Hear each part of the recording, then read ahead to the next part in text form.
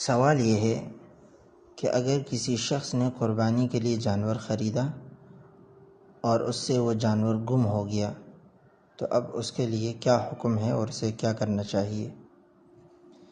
اس کا جواب فقہاء کرام نے یہ لکھا ہے کہ اگر صاحب نصاب آدمی نے قربانی کے لیے جانور خریدا اور جانور گم ہو گیا اور اس نے قربانی کے لیے دوسرا جانور خریدا، قربانی کرنے سے پہلے گمشدہ جانور بھی مل گیا، اب اس کے پاس کل 2 جانور ہو گئے، تو اس صورت میں دونوں جانوروں میں سے کسی ایک جانور کی قربانی کرنا واجب ہے، دونوں کی قربانی کرنا واجب نہیں ہے۔